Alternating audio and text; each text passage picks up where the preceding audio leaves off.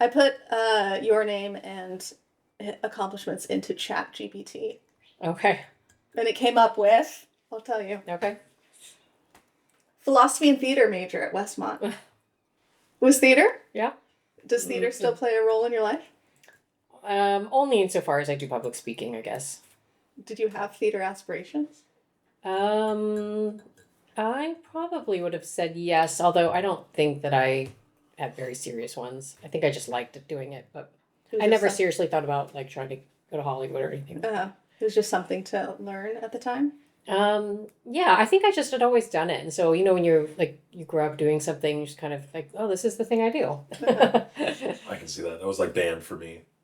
Yeah. What did you play? Saxophone. Okay. I was gonna guess saxophone. Were you? Uh-huh. Just as long as you didn't guess trumpet player. I mean, there's something about trumpet players, let me tell you. That's funny. I actually kind of like the trumpet. I think that's a cool instrument.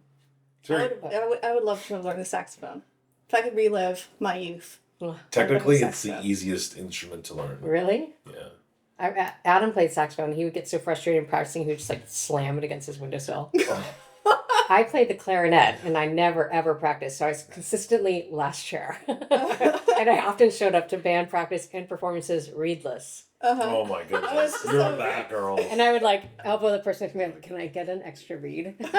You're that girl. And then we're like, we don't have anybody else that needs to stay in, so you need to stay in. I was such a loser. That's so awesome. I also didn't really like doing it. I only picked up a clarinet because Woody Allen played clarinet, and I really loved Woody Allen. So was it a thing that your parents forced you? You have to play an instrument? Yeah, I think they wanted me to play an instrument. I was like, and Woody Allen was not as scandalous back then, to my knowledge, or I didn't know that he was so scandalous. But, I loved him. I loved his movies, so I was like, clarinet.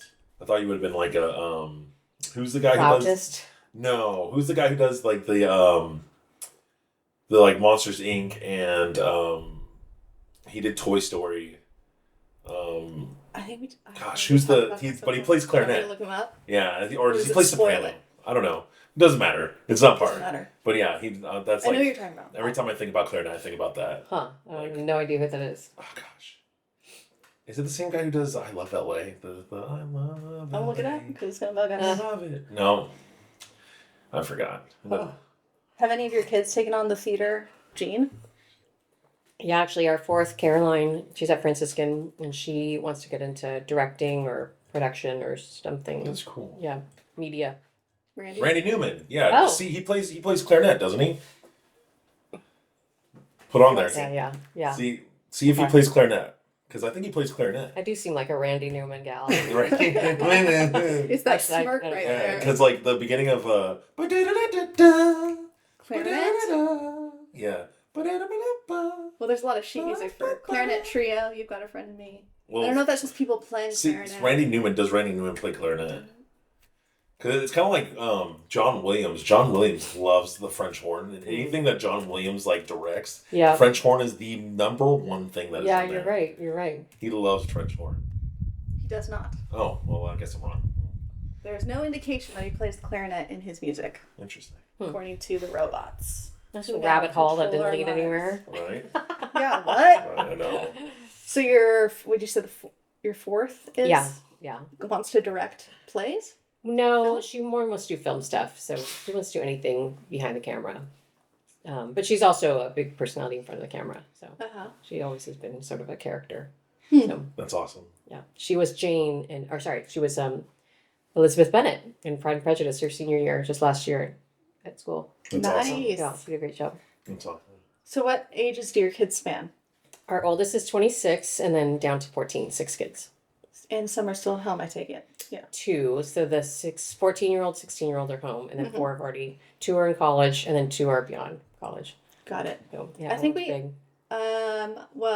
I heard through a podcast I looked up or in conversation, you have a grandkid? Yes, yeah. Our oldest got married a few years ago, and to her husband, who was her dear friend at TAC, and then they just started dating. Oh, she went to TAC. Yeah, they both went to TAC, and then they had our first grandchild, Evangeline, which is our youngest middle name is Evangeline. So I'm like, now that's a family name, which is cool. That is a really beautiful name. Yeah. So did any of your other kids go to TAC? Our second, Jack, and he's engaged now too. So those darn that MRS degree. Yeah. Those to TAC. One at UD, one at Franciscan. So kind of got to throw one at Benedictine and one at Christendom, and then we'll have all. Yeah. I don't think capture all the infinity rings of the Catholic universities. You just want to. Oh, you have one at do you have one at Benedictine? No. Oh, I doubt our kids don't really have much connection to Benedictine, so I don't think that's gonna. Or was it Franciscan, Benedictine? Thomas Aquinas. Yeah. So University of Catholic University in DC. Right. You just need to get all of them. Yeah. There you go. We need more children. I'll have grandchildren there. Just capture all the infinity stones. And you need to hit TAC's East Coast and West Coast campus, so that's true. You need 2 for that. Yeah. It was pretty cool when I heard that they had expanded. Oh yeah. It was after I graduated, years after I graduated, but it was so cool. I wonder what it's like out there. I haven't been. It looks beautiful, but I wonder what it's like to go to school there. I feel like the winter could be hard, but some kids love that type of thing. So yeah, from what I've heard, just simply through the grapevine, there are kind of 2 cultures, different cultures at each, which makes sense because environment does play a big role in culture, and it's smaller. Like it's a little more of a family. Yeah, that's probably something really lovely about it. The campus is beautiful. I got to see it when they were starting to fix up the buildings. Awesome. It's gorgeous. I would do TAC over again just anyways, but I would love to have done it on the East Coast campus. It's really cool. Yeah. So the West Coast one is so hard to beat too, though. That's so beautiful. It is pretty great. You had also in a different talk that you gave, your sister went there? Yeah. Yep, she met her husband there too. Yep, I did not. So my dad, we were public school kids, and my dad heard about TAC. This is, 90s, early 90s. And they had placed ads in National Review magazine. My dad would get the magazines, and he's like, oh, this sounds amazing. Took us to go see it, and the only building they had was the Commons. All the dorms, maybe they had St. Kate's, I don't remember. But most of the dorms were all just trailers, and the classrooms were trailers. And we're just like, what the heck? We were not prepared for this type of thing. But my sister wound up going. And then he wanted me to go, and I did not. So I did. So I wanted to go to secular school. My dad found Westmont, and that was that kind of a compromise. And he found Westmont really randomly. He and my mom were at dinner in Santa Barbara, and the waitress, my dad was a very engaging conversationalist, and he was engaging the waitress in conversation and was very impressed by her command of the Gospels and her faith. And he was like, where do you go to school? And she said the school called Westmont. And it just put him on his radar. And then when I was causing a stink about going to TC, he was like, well, we could look at this school. And we went, and the campus is gorgeous, and Santa Barbara is beautiful. I was like, yeah, I'll do this. Yeah.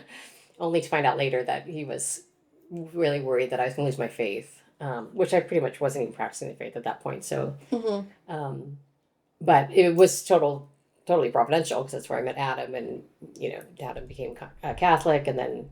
Oh, Adam wasn't Catholic? He was raised Protestant. Oh, I didn't know that. Well, what the heck? I didn't know that. Yeah, that's crazy. Yeah.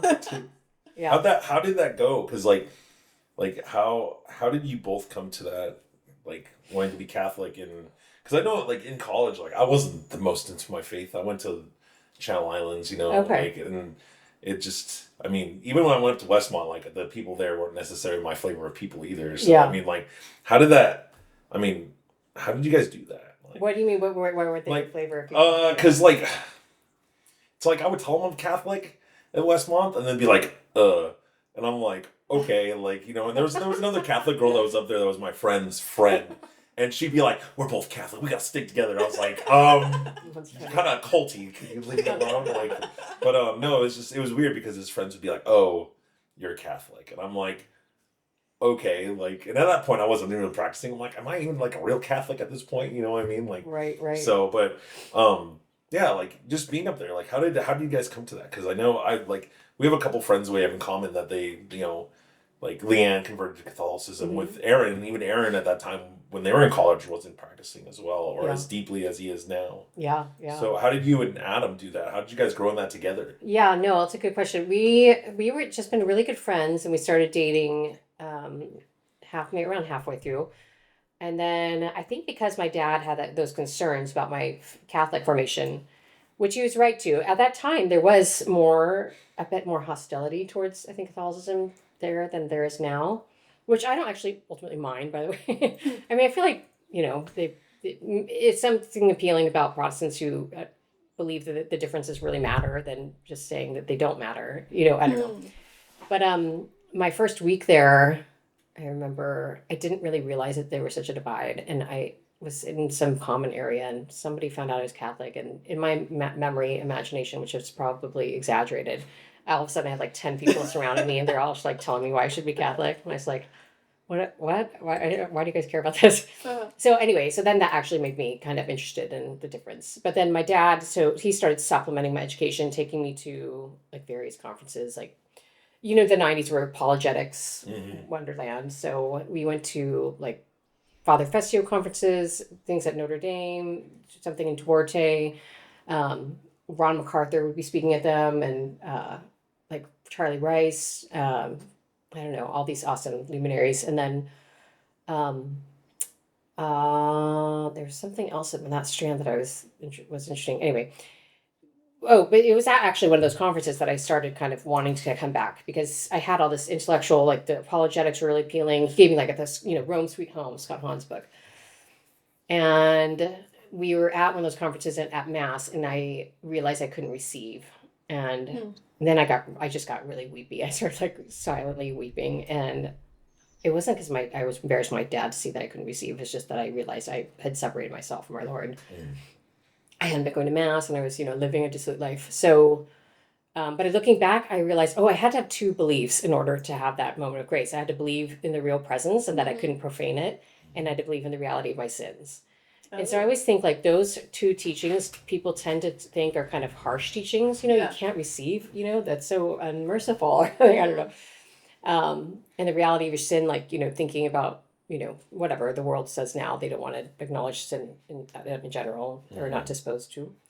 But those are actually really the catalyst for mercy for me, those two beliefs. So, so then through that experience, I started deciding I was going to come back. And then I talked to Adam, and he was very much not Catholic. I mean, he'd never even studied anything about Catholicism. My dad would send me letters being like, don't forget to pray your rosary. And we're Adam being like, you're just going to repeat a bunch of rote words and then something's going to happen? Like, what? That's so crazy to hear, because like now he's such a Catholic soap superstar. I know, it's just like, just hearing that, I'm just like, what's going on? He had long dreadlocks. He's like, did he? Yeah. I mean, he still has long hair. He's like, what? He didn't read a bunch of words? So lame. I can totally hear him saying that too. He didn't actually talk like that with that surfer voice, but I was just making fun of him. But so then when I realized I was coming back, I think it was my senior year, and maybe my junior or senior year, I don't remember. Anyway, and I started realizing we were pretty serious, and as I was like, I kind of don't want to keep like wasting time. If you're not going to become Catholic, then I need to cut my losses here. I think I wanted to have a Catholic family. And so I asked him, I was like, do you want to take like 6 months and just figure this out? And the only reason, sometimes people think that's weird that I said that, but the only reason I could say that is because I knew he wouldn't do it inauthentically. I knew he wouldn't convert just for me. And just as a testament to him, he just is not the type of person who would do something like that. So he started studying it, and then he was like very taken by it and realized I have been aligning myself in protest to something of that which I have never known what it was. I'm protesting something I don't know, I don't even understand. And so then he became Catholic, and then quickly left me. And now, yeah, isn't that funny to think about? It was a long time. That's so funny, because like Adam's just like do Opus Dei and everything else, and like he's just he doesn't pray rosary. I mean, right. Daily Mass, do the rosary. Yeah. I mean, he never misses anything. He's like utterly faithful to all of those things. It's beautiful. That's so funny. Yeah. Did it take him that 6 month span to convert, or was the 6 months was enough to tell him that I need to do more? Yeah. Dive deeper. That's exactly right. Okay. It was the first 6 months. He was just like, okay, this is something too compelling to ignore. And then he realized that the way he put it is like, I'm at the point now where even if you and I broke up, I would become Catholic. That's dope. And that's what I needed to get to in order to actually do it. That's pretty cool. So then he moved back home and just knocked on, he had like this little hamlet town in Massachusetts, and there's one Catholic church. He'd never even darkened the door. And he just went up there one day and knocked on the door, and this old priest, God bless him, he's passed away now, opened the door, and there's nothing happening at that small, tiny village church. And he's like, I want to become Catholic. And he's like, let's meet here once a week. And they just started going through, cool. I think they read Lumen Gentium or something. And Adam would just come with a legal pad and all these questions and just be like, okay, here's my next question. That's so cool. Yeah, that's awesome. That's cool.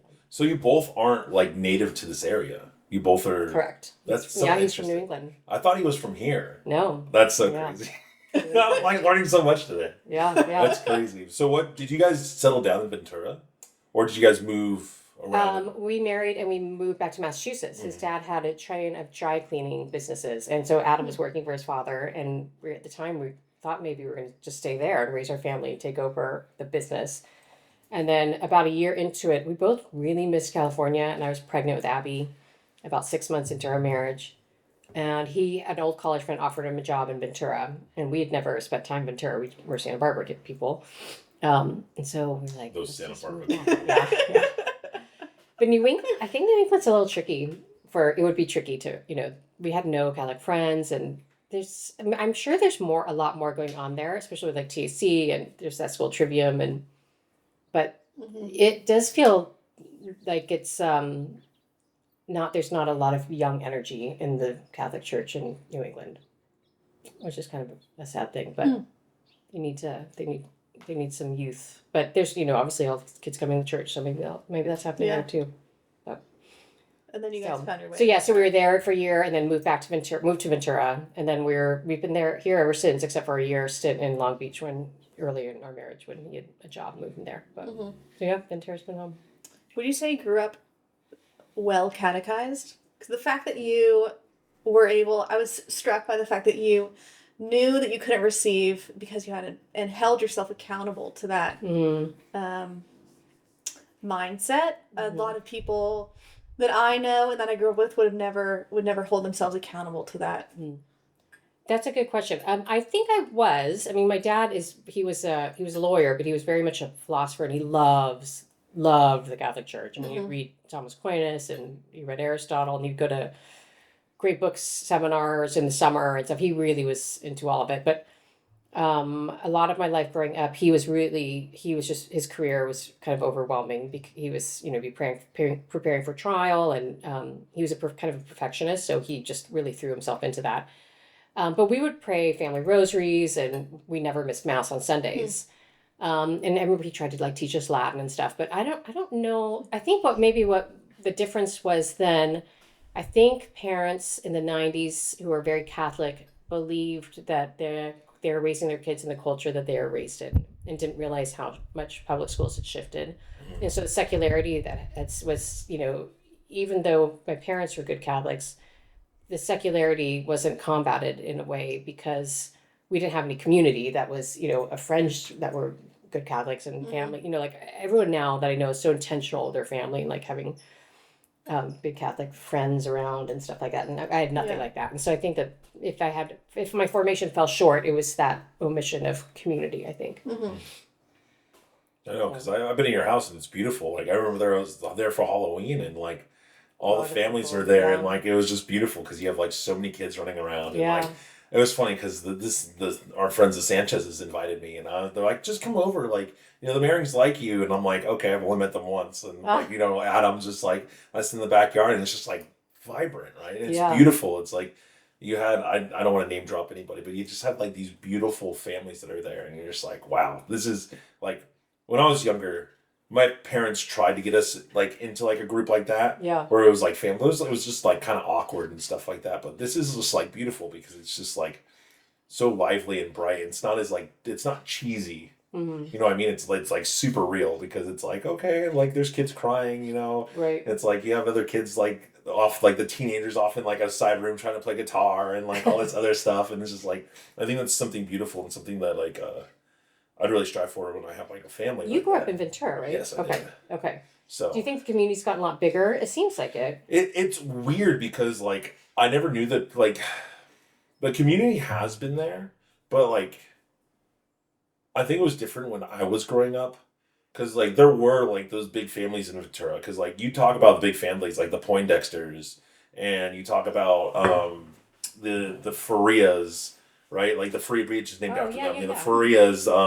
My grandparents were the Dudleys. Okay. You had who else was it? The Harrisons were one. Oh yeah. Yeah, and they were big Catholic families, right? And everyone knew who they were, but when we got to my age, and it's okay, well, none of those families are there anymore. But how do we make the kids? It's you'd see your friends at Mass or whatever, but there would community, and it wouldn't be like what you guys have at your house, or even going over to the Fry's house, right? Mm-hmm. And I think in the last like at least 15 years that's exploded, or at least like been gatekeeped a little bit. You know what I mean? Because like there's a little bit of gatekeeping to it, like until like the last maybe like 5 years until COVID, because the Leanne and Aaron have told me like, oh yeah, we used to have people at our house all the time. I'm like, where was I? Like, you know what I mean? Or like, maybe I wasn't exposed to it, but I feel like it's been bigger in the last 5 years than it has been before. Yeah. Especially with like Friday Night Live, and then you have the Fry's, and then other people holding things at their house, like the oh my goodness, what's their names?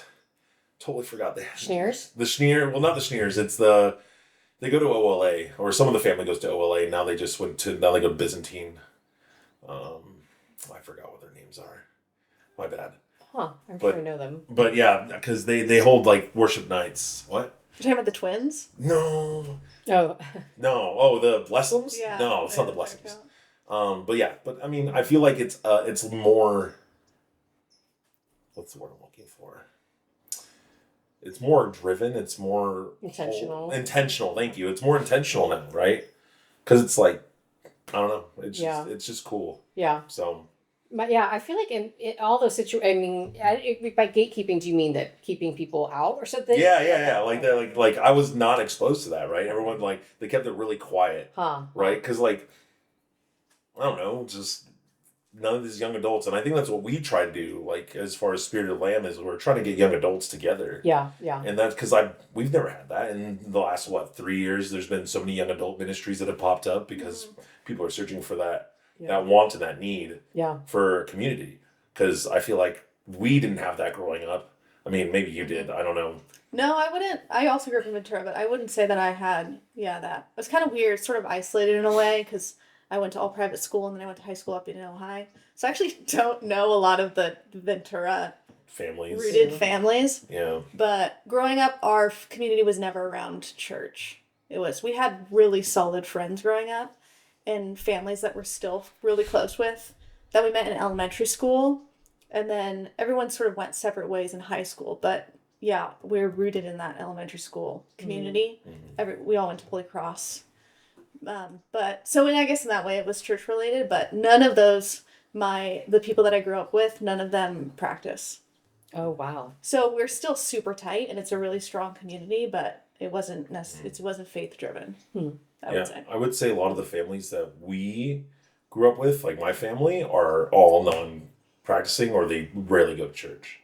So you mean that's an evolution, or that's how it always was? No, as an evolution, because like a lot of the friends that I had as kids, like, or as a kid, like I don't see them ever at church anymore.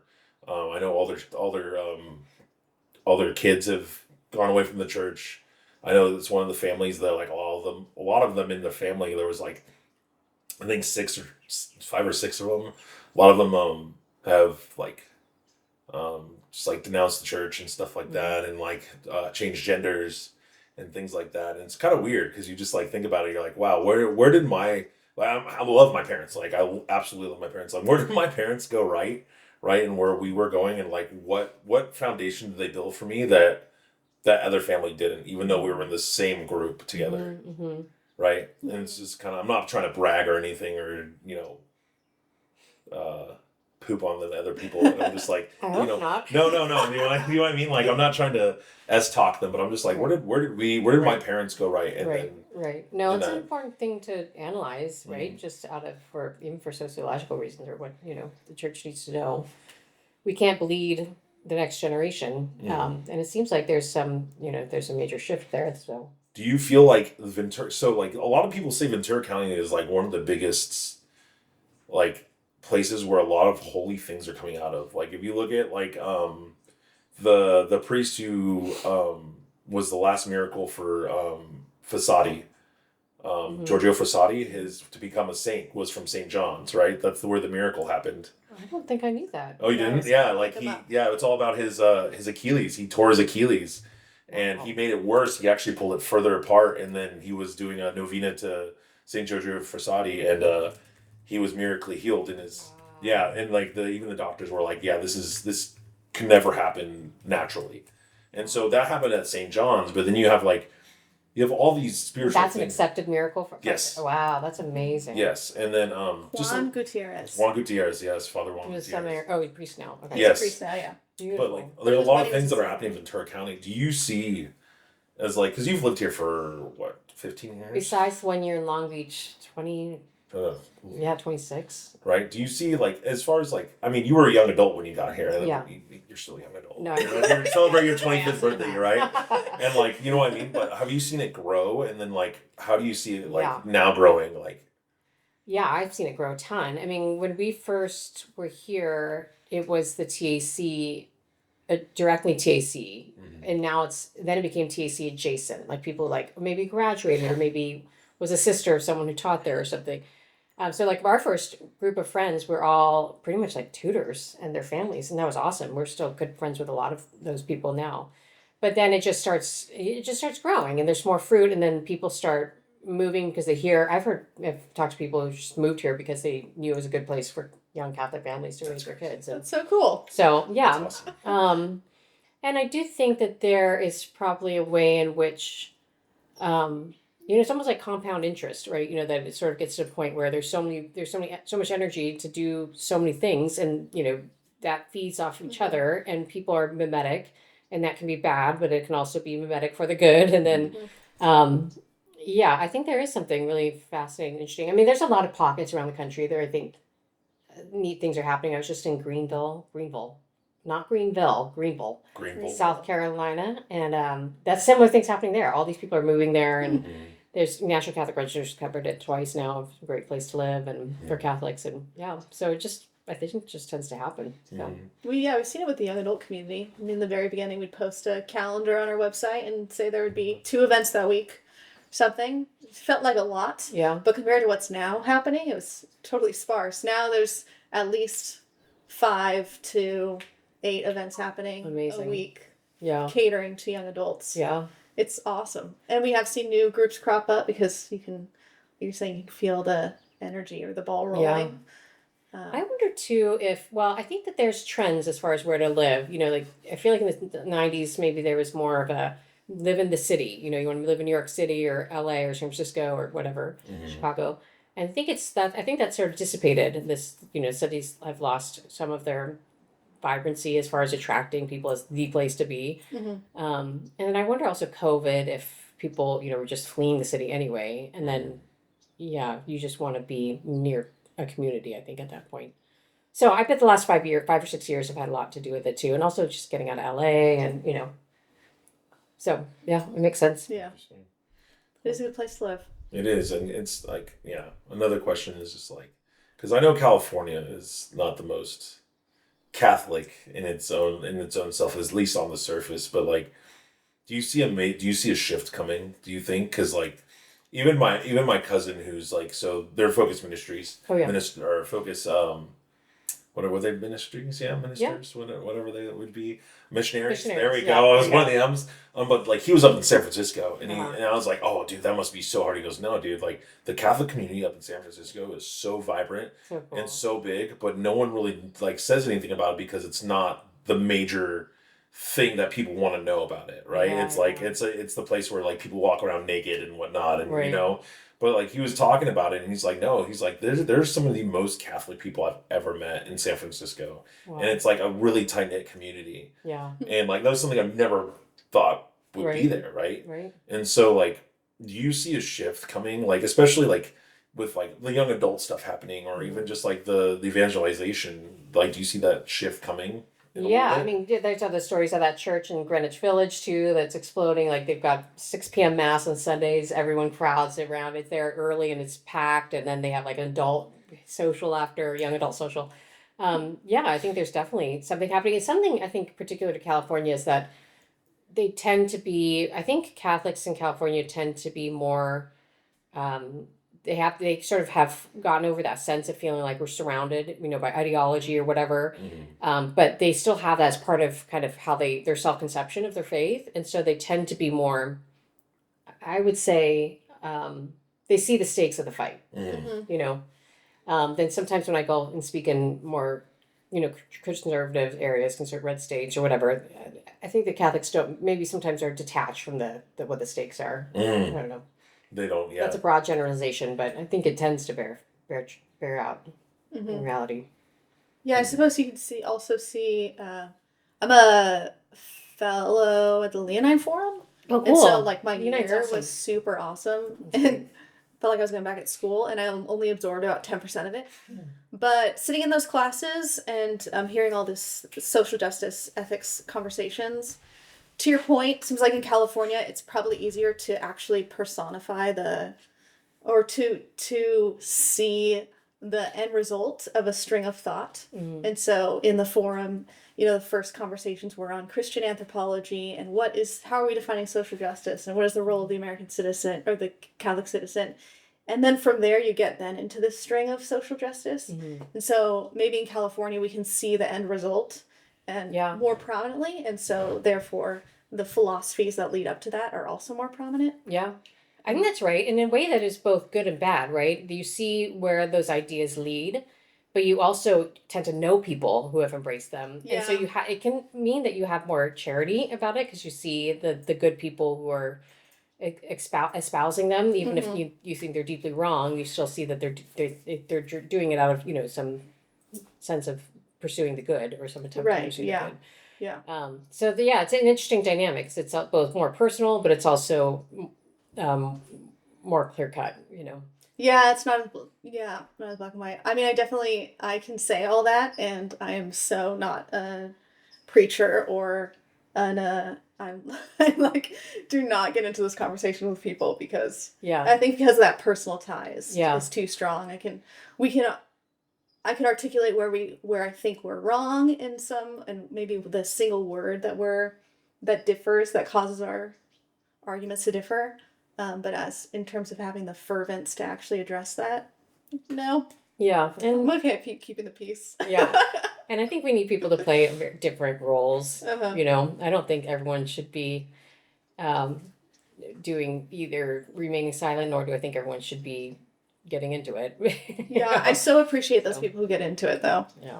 The people who, go up and like really proclaim the truth. Yeah. Although it can be done well or badly. It has to, it can be done so badly sometimes too. It's so hard. It's such a nuanced thing. The people who can engage in it and do it without losing their charity, but still be effective, I think, obviously that's the best. But yes. There's so many pitfalls. There's always so many landmines. Right. Yeah. Have you found that in your public speaking career? Or just in my life. I feel like I tended to be by nature a art person who wanted to get into it, that I want to talk about all the things you're not supposed to talk about. Let's talk about why we don't agree with each other about religion or politics or something. And through a lot of trial and error, realized that sometimes that's not a winsome quality. Not very winning. So I think actually a lot of writing, which I never had any goal of becoming a writer, but I think a lot of it was born out of just trying to navigate both the idea to tease out and figure out the differences, but also the desire to not lose my relationships. How do I do both those things? Are you candid in your writing, but the writing as a method kind of provides a veil in terms of your personal relationships, or even in your writing you navigate the I tend to, when I'm writing about hot button issues, I tend to write them as though I'm writing to someone that I know and love and admire who believes those things. So that way I'm trying to give the best spin on those arguments and put them in a human person that I care about. And so that I don't want to just dunk on them, right? Because it's someone I actually love. So I tend to write towards a person that I love that disagrees with me. That's cool. Yeah. Well, I like that mindset. I don't know if people come away. I'm sure somebody would read Awake Not Woke and be like, I did not get the sense that you love me. That's so funny. How did the writing, speaking that's happened later in life? Yeah. Motherhood was first, and then writing and speaking fell somehow after? Yeah. So I was a stay-at-home mom, homeschooled for a long time. And then I would get my writing done by arguing with my high school friends on Facebook. You're one of those. I used to be. I never do that anymore. In fact, I rarely even go on Facebook now. But there was a period of time. Adam swears that that's why I became a writer. He's like, it's because you've gotten so many fights on Facebook. And I'd really be like, how can I respond so that I really show the truth here, but also don't humiliate this person? Yeah. Even though I kind of just want to tell them they're being an idiot. I don't know if was it more of an open platform at that time, or there was animosity among Facebook? I also don't want to exaggerate. I mean, I wasn't getting arguments all the time. Maybe it was like 2 or 3 times a year I'd get in like some thread of like an argument. But yeah, no, it was similar to now. Although then I think it changed a lot after 2020. People just stopped wanting to. I think people should realize like this is not going to go anywhere. We're not going to have a successful argument. Yeah. Before in the teens and even I guess I didn't even get a phone until 08, 09, 10 or something like that. So I guess it was really those teen years between 2010 to 2020. I feel like people were getting into it. Oh yeah. On Facebook a lot. Oh yeah. Yeah. Mm-hmm. It felt like the public square or something. So yeah. it does feel different now. And once I started writing, I was kind of like, why would I don't want to argue with people anymore. Did your being like a young mother, did that also influence the stuff that you're writing about?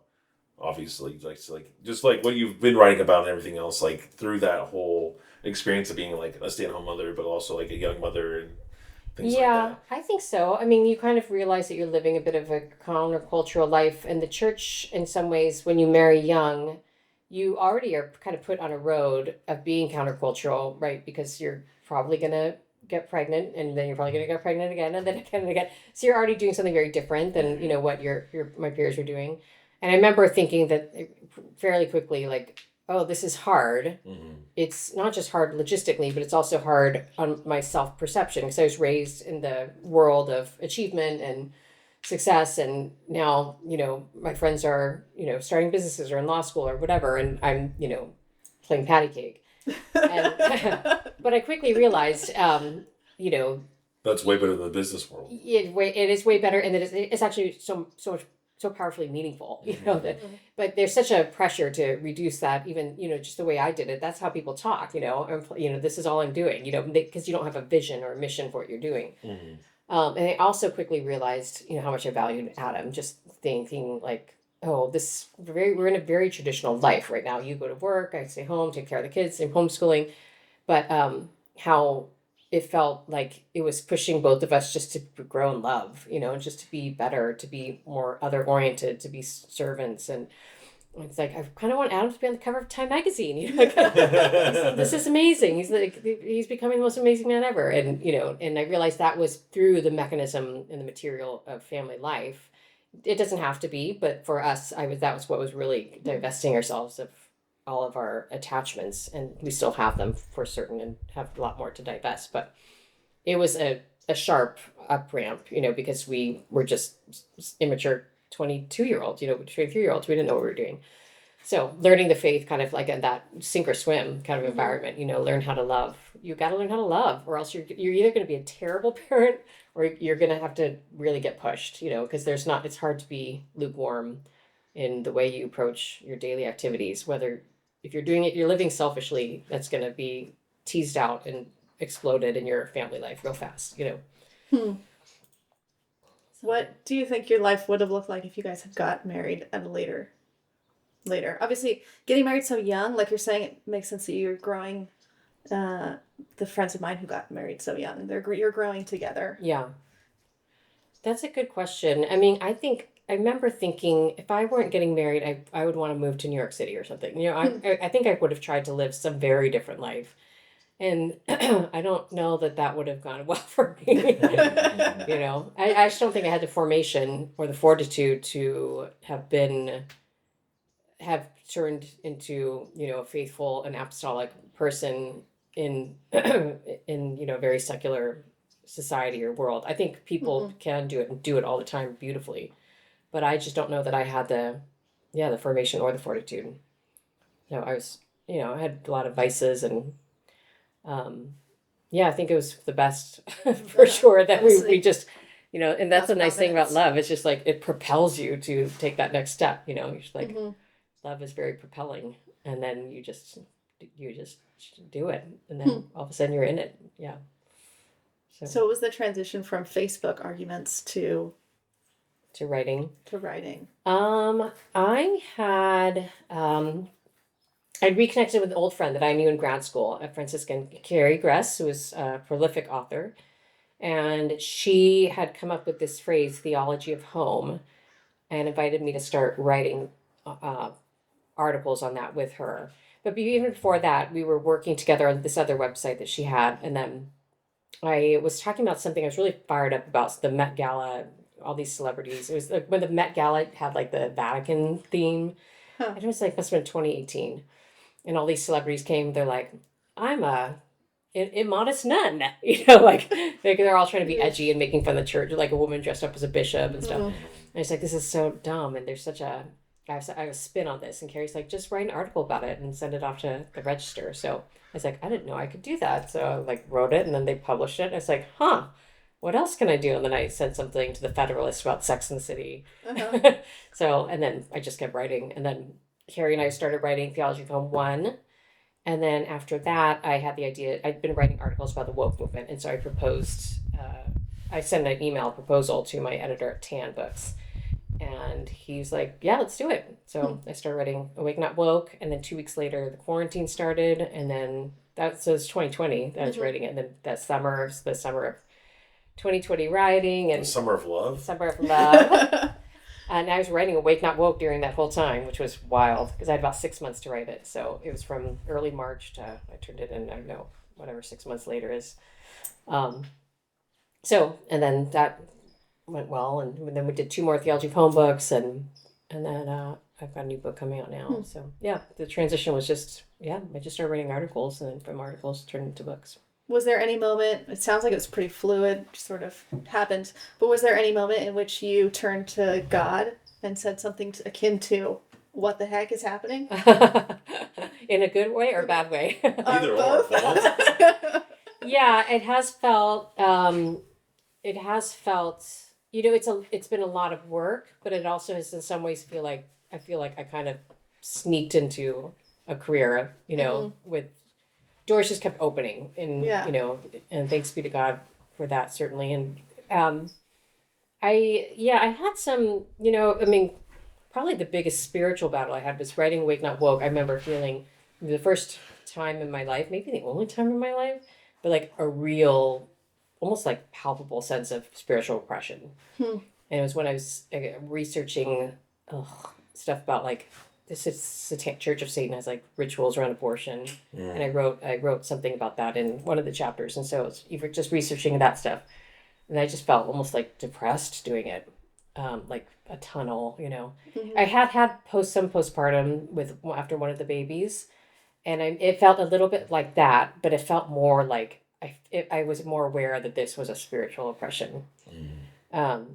And I had a good priest I'm close to. I actually dedicated that book to him, and he helped me with that. But there's been a lot of spiritual constellations, and there's always going to be spiritual battles too, even just very less sensational ones, but more just interior ones when you're a public person.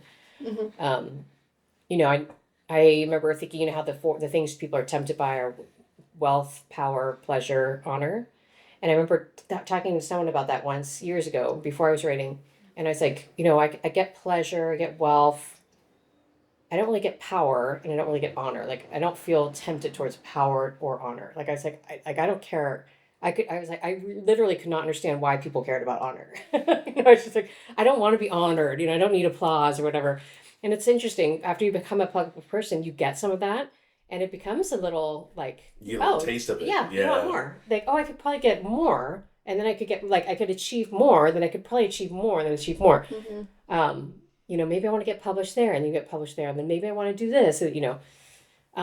So there's those sorts of spiritual battles of just but being detached from human respect in good ways and bad ways. Even with this new book, I was thinking, if I get bad reviews, or if this book goes really poorly, or I don't know, I'm publicly humiliated, or something, it's like, oh no, that would be awful. And it's like, but it just would be just as awful in some ways just to be celebrated. Like how do you hold both those possibilities and without any sort of attachment? I think is really the goal for anyone who is engaging any sort of public endeavor, but especially I think if you're known as a Catholic. I don't know that I'm known as a Catholic writer. I guess because of Theology of Home and Awake Not Woke was fairly Catholic. This book is it's with an imprint of Penguin Random House, 4 books. So it's my first very secular, more secular book, although I do bring some Catholic principles into it. But anytime you're a public person in any way, and I'm just a little public person, but known for something about the faith, you have to be really, I think, striving for intense amounts of humility. Yeah, I actually I've asked Jason Everett and Christopher West both these questions, is namely, how do you go about a life of being a public speaker without falling into the sin of pride, which I think the notion of power and honor is a little more specific regarding that. And if I remember correctly, Jason was basically like, it will always be there, and so just pray about it. And then Christopher brought up, it's in his newest book, I think, some philosopher dude talked about 2 chariots, and one is run by, and I'm going to say it poorly, but let's say virtue and prudence, so namely just a striving towards virtue, and the other is driven by sin and humility, and the quote is something akin to, sin and humility will always win out. Which was really beautiful, and have something I have to think about more, but to your point, sounds like Plato. Well, the first part sounds like Plato, the chariots, but then it sounds like there's maybe a Christian or Catholic person who took it. Yeah, I can't Took it a recall step further. who it is. I have the book if you really want to know. I can look it up. But to your, I like what you're saying, that emphasis on humility is really, seems like what the backbone. I think Saint Jose Maria Escriva said, your pride dies about 24 hours after you do, or something like that. In other words, like everyone will always battle pride, and you don't have to be a public person to obviously to battle that, but that you have to struggle against it, still knowing that you never will fully conquer it. This side of eschaton. Yeah. What were the trials in motherhood versus the trials? I mean, you're still a mother, but in more of your career-oriented season? Motherhood, I think of them as being, well, I remember having a realization, it's such a basic realization, but of course it took me a while to figure it out. Thick skulled that I am. But I remember I constantly I was like praying for circumstantial changes, for this to change and that to change and whatever. I had a list of things that would need to change, and then realizing like, oh, I think I just need to change. Yeah, I think it's just my interior life needs to change, and then I can try to change and shift some things and improve some circumstantial things, but that is really the interior life, and that was really. Again, an obvious point, but one that I need to internalize. Sometimes you can know things intellectually and you don't, and you haven't internalized them, you own them. So. I think that just trying to, I didn't grow up in a big family. I had one sibling. Adam had only one sibling. And so just balancing multiple kids, that was new for both of us. And I think the one things that we really at some point realized we were going to grow in is having a good attitude, cheerfulness in the home, because there's few things that make family life worse than one person being sour or angry. Like it just affects everyone and everything. And I think anger, especially, I feel like anger is just a terrible, toxic thing to put into your family life. But even just someone being grumpy or, prickly, that's not pleasant. And it makes everyone kind of get quiet. And like if someone's in a really good mood, then all of a sudden they're kind of quieter and don't want to be in a good mood anymore. And so striving after an emotional ambiance in our home became just really important to both of us. But that takes a lot of, that's hard because, you start out and you're selfish. Your selfishness means that you get annoyed and that you don't like it when something contradicts your will, Yeah. So that's been the muscle that we've been striving to strengthen for most of our family life. And I think that realization was big for us. That is so cool. How do you do that? Well, I mean, there's all sorts of, there's this there's stories of saints who would say, they'd stub their toe and be like, "Thank you, Jesus," and I'd absorbed all those stories. It really was just exploring the spirit of Opus Dei and Saint Josemaria, because he's such a focus on cheerfulness, and so I think that was we just made it like sort of a daily examination even. Mm-hmm. And it's contagious. There's anger and grumpiness is contagious, but also cheerfulness can be contagious too. And so striving to sort of reframe your daily activities, and when things contradict your will, instead of seeing that as a source of frustration, but a source of ability to grow closer to our Lord, or unity with Him, and an example to the children. And Adam went through he went through a career challenge about a year and a half ago, and he said, I'm going to teach my children how to endure well when something goes wrong. And he really did. Like the kids, he never let that become any sort of visible outlet of stress or downtroddenness or anything in his day to day. And it was like really the best example I think he could have given them. I asked the kids about it, and they were like, I don't even really remember Dad changing. Like he's just like, in fact, one of my daughters was like, he just was more available to make a sandwich for me in the morning. Winning. Yeah. Would you say then that the power of the theme of redemptive suffering, or suffering well, is a big part of either your personal prayer life, spiritual life, Adam's, just families in general?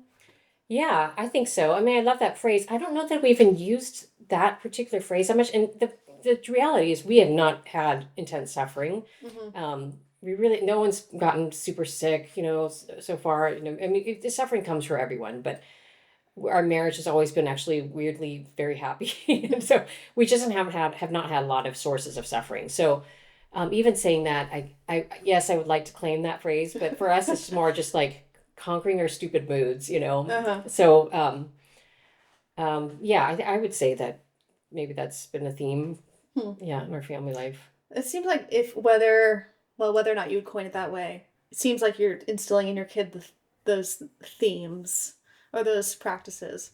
So I think it's something that's really important to learn. I struggle with that so much. Just understanding that suffering is actually our dipping into God's redemption, and is actually a good thing in the end. Because sometimes you can know something and then still you're just like, but if it's the emotional power of feeling like you're going through something really hard can be almost overwhelming, right? That you can't just talk yourself out of feeling like that. You're like, no, this really is not the way things are supposed to go. Yeah. So yeah, there is something. Yeah, it is. There's something a bit mysterious about how we actually do the work of growing that muscle. I was just talking to a friend who's going through something hard, and she's Protestant, so this is not redemptive suffering. Is not she's very biblical and wise and stuff in a lot of ways, but that's just not a phrase that she knows. And she was like, I don't understand, how do I do that? And so we just had a conversation about it, and there was it's hard. I can give you the words, but how you actually do it is going to be in the interior of your soul. I don't know if I can give you the mechanism for it.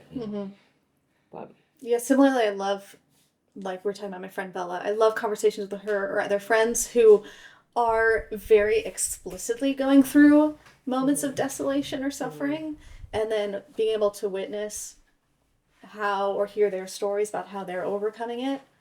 Like you're saying, it still really only gives me head knowledge. Yeah. But it puts a better face to what that can look like for my personal faith life, or how I can live by that example. I fail all the time, but I love this conversation. I don't even know if that enduring and suffering well means not. I mean, if the answer is not feeling that suffering or not feeling that, like I don't think it means that we're emotionally in line. Like, I'm so glad this is happening now because I get to offer it up. I don't. Sometimes it could just still being like, why? Yeah. But also like, I'm being faithful in my prayer. I'm being faithful to you. I'm staying close to the cross. I'm staying close to the sacraments. Just fidelity, while you're enduring. I bet that's, I bet you're doing a lot more than you realize even, That is a good, I like pointing that out or focusing more on that. We had, when Father Skip was on the podcast, he talked about there was a stage in his conversion when he quoted some beautiful scripture to God that I haven't memorized, and basically said something along the lines of, you said that you would be here for me and that I ought to love you, and yet here I am and I feel so desolate. Why don't you just stand up and be God? I love that. And he was just talking about how you can pound on God's chest as hard as you want, and he's still strong enough, obviously, to absorb it. And so I would have never heard that growing up as something that is actually pretty powerful in your prayer life. That is something to strive for, is having a relationship with God enough where you can throw expletives at him, be so angry at him, be pounding on his chest. But then to your point that, like, I had a moment in prayer recently where I was pounding on his chest and I was like, I'm pounding on your chest, but you know that I'll never leave you. Oh, beautiful. Dang it. Beautiful. But to your point, yeah, I guess it is that call to fidelity, is that, in those moments of hardship, but like, well, there's you always know I'll go back to you. There's something so familial too about what you're describing, right? That being a daughter and being a son means that we have access to that sort of intimacy and expressing that sort of intimacy with him, that we can really truly bring all of those emotions to him. It's beautiful. Did motherhood change your relationship with God at all? Yes, I think so. I mean, in the obvious ways, it forces some detachment in your life. It also gives you access to our areas in your heart that you didn't maybe know were there.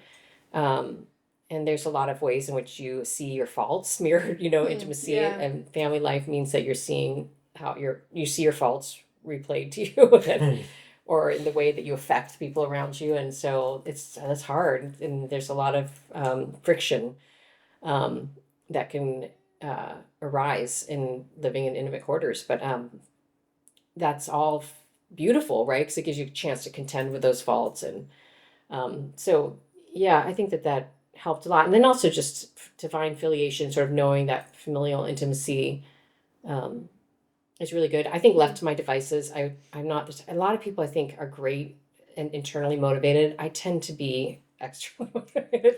I'm trying to grow an internal motivation, but even when Adam was on retreat, I got up and I did a holy hour, and then I went to mass, and I was like, okay.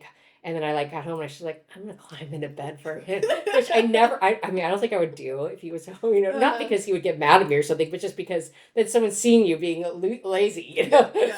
But then I was like, I need to be out of bed. What am I doing? But yeah. So in other words, I think, it gave me a reminder, like, left to your own devices, you are just kind of a bozo. It's really one thing I'm looking forward to, having a friend live with me for a brief moment. A little more accountability. Yeah. In that regard. I bet you're a much better on your own person than I was.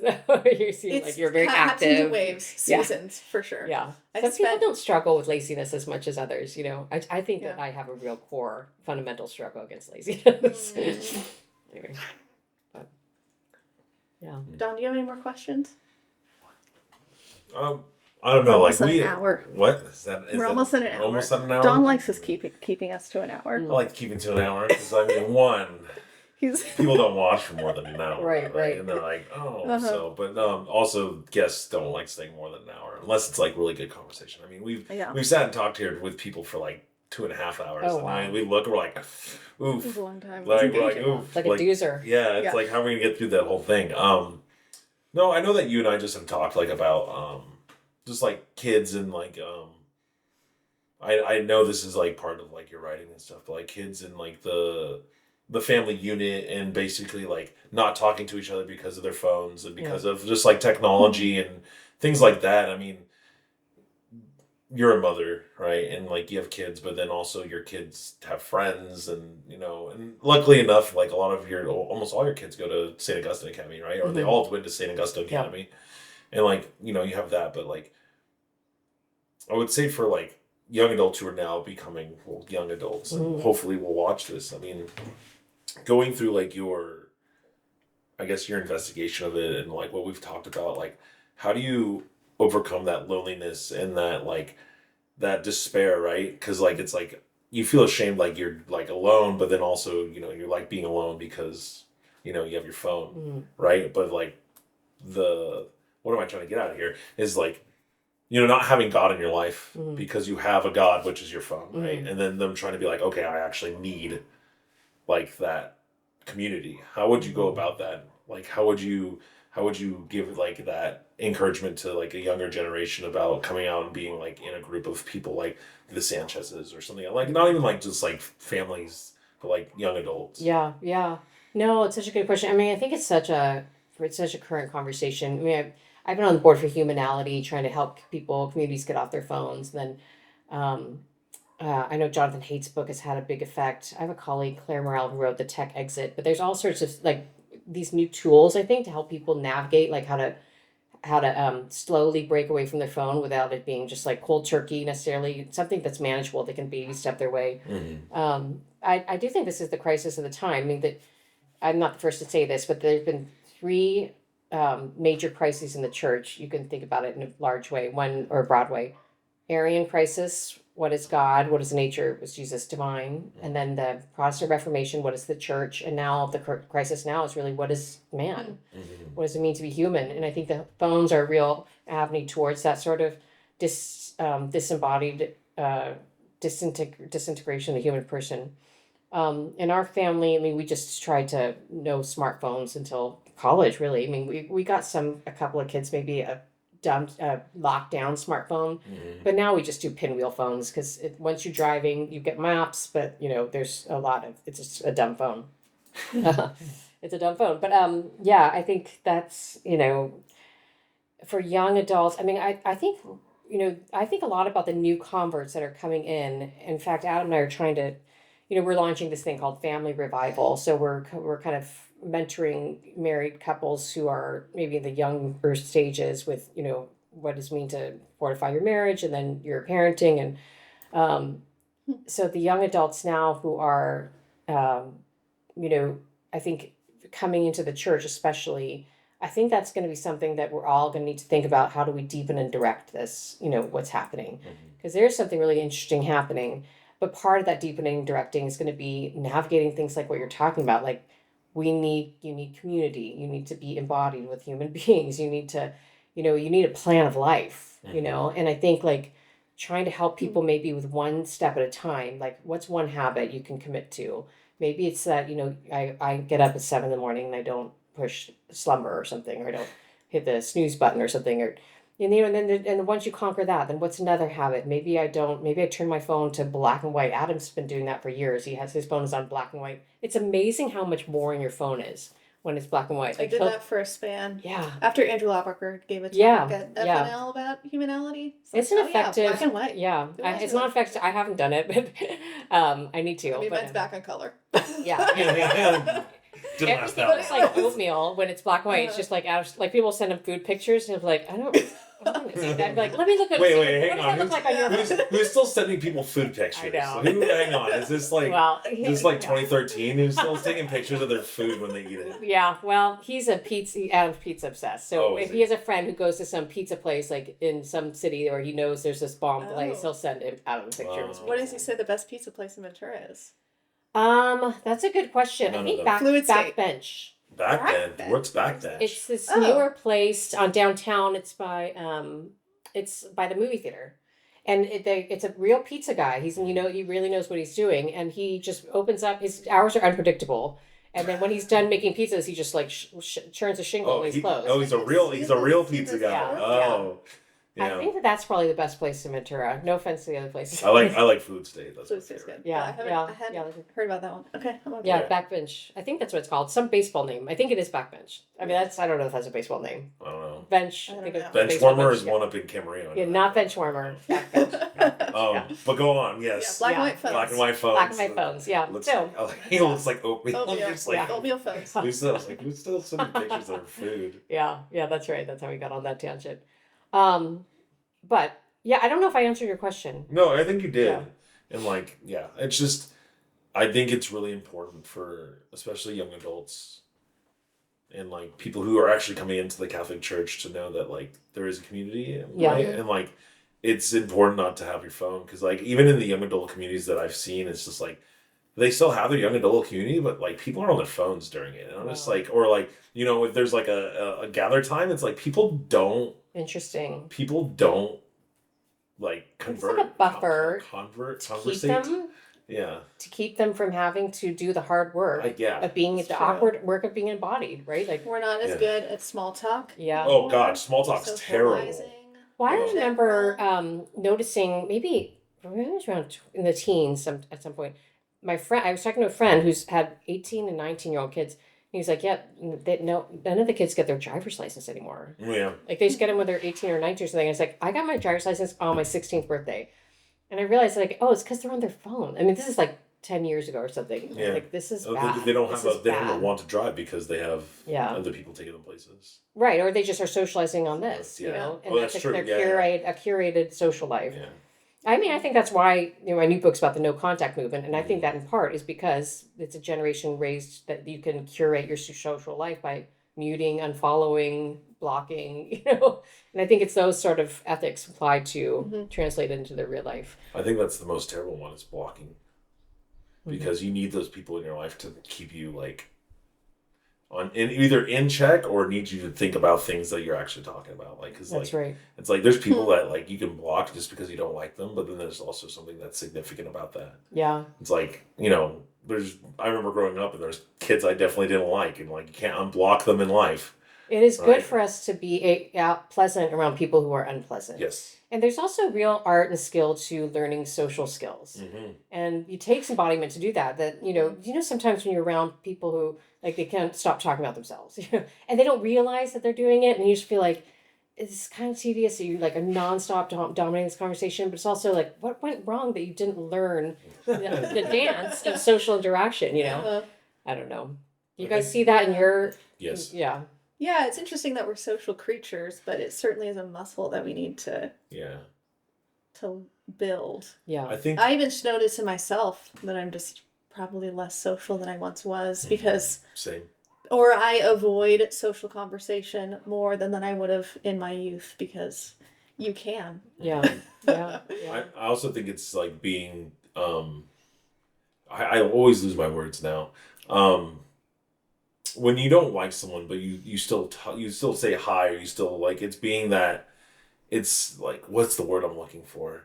You're still courteous. You're still like, you're still proper, right? Because I know there's some people out there who like will just like they'll just turn their nose up to and walk away. But it's like I was always raised. It's like you're always, even if you don't like them, you're still behave well around them, right? How you still doing? I'm or good. like. Not even that. Like you don't even have to go that far. Like I don't know. There's some people I just don't like saying hello to, right? But I'll still be like, good to see you, right? Like it's like, but it's still being like courteous, still being like, they're still human. Yeah. And I think that's something that people in like the younger generation, even in like under us, is just like they don't see the humanality of people. Yeah.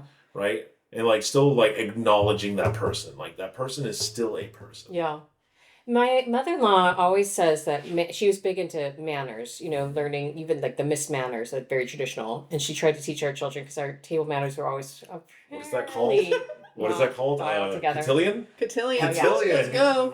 We did that with a couple of sets, but she would always say, this is for the sake of Christian charity. It's to make people feel comfortable. Yep. That really having the manners gives you sort of an architecture that can avoid awkwardness in the social situation.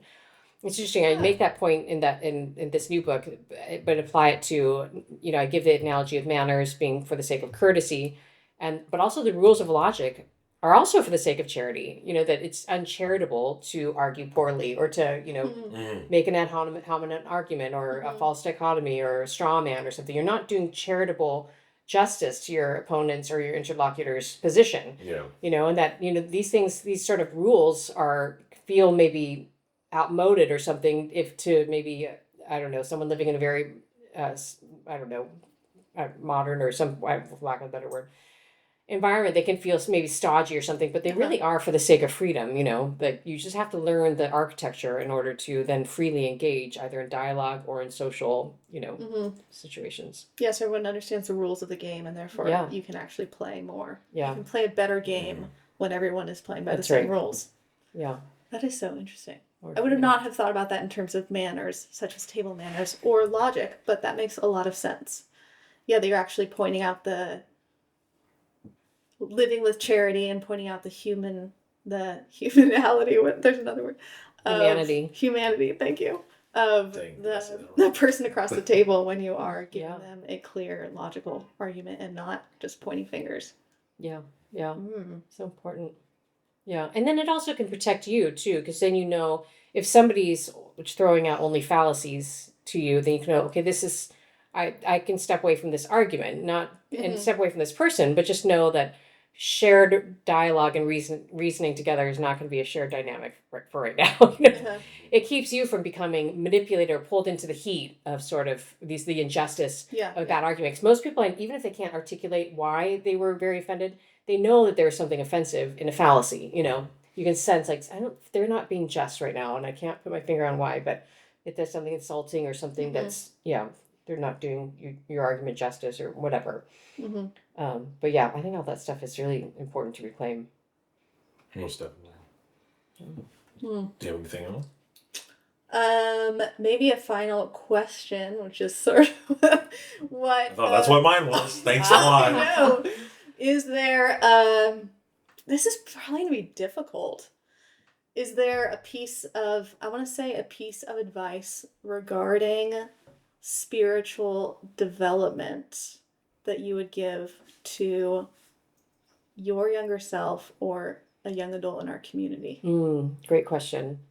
Well, let's see. It would be, I think the core advice would be prayer and sacraments are the bread and butter of the faith, right? So that I think oftentimes we can get caught up in things that are ancillary, and doesn't mean they're unimportant, but we can think like, I'm going to go serve the poor or something, or I'm going to go commit to this particular liturgy or something, but really prayer and the sacraments are at the very core of everything.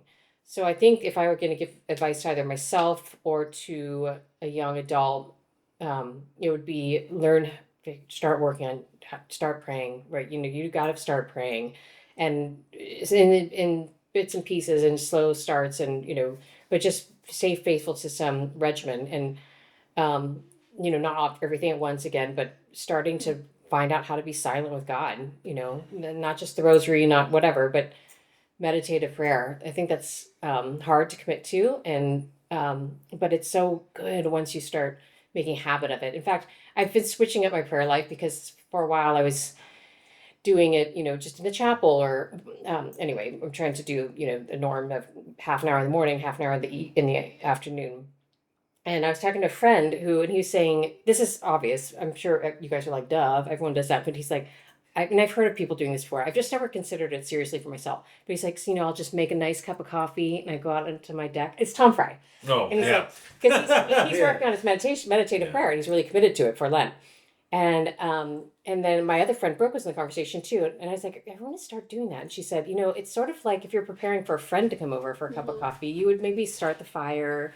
You would get in, you'd get cozy, you'd make your nice coffee, and then you'd sit out there and you'd be with your friend. And I was like, I want to think more concretely about that prayer time with our Lord in that way. And, I thought about it like prayer is like a pillow, think about it, you want to go pray. Because it's so easy for it to become like, I'm so busy, I'm going to stop right now and spend half an hour doing this. Like, that's not right. I have to do things, And we forget that what we are is primarily, right, we're primarily called to relationship, not to be achieving. Anyway, so I'm ready to switch up my prayer life a little bit. So in the mornings, I'm doing coffee with Jesus. I mean, again, everyone watching this is being like, duh, but I just have never done that as one of my habits, but I love it. It felt like it needed to be like, I don't just not necessarily intentional, but like, I get what you say, because like, anytime I'm in there, like, I'm like, okay, I'm in the adoration chapel. I'm like, here, this is my time. Yeah. Like, this is how I do it. But then, like, actually, like, remembering that Jesus is your friend, and right. Like, I remember going to like a talk, a Spirit Lamb talk on prayer, and like, it was just like, he's your friend. Sit down with him. Like, have a conversation. Like, and when you're in a conversation with someone, you listen, right? How terrible is a conversation with someone where you haven't seen them in a long time and they talk about everything and it's like time to go. Yeah. I need to tell you this, Mike. Yeah, and like, you didn't even get the chance. How validated do you feel? And it's like, that's how you should be with Jesus, with God, because like, it's like, you can tell him everything in the world, but then you need to sit there and listen to be like, okay, like, how's your day? Like, and like, that's beautiful. I think that's something we should all strive for. It's sort of like that old, that old joke, can I smoke while I pray? No.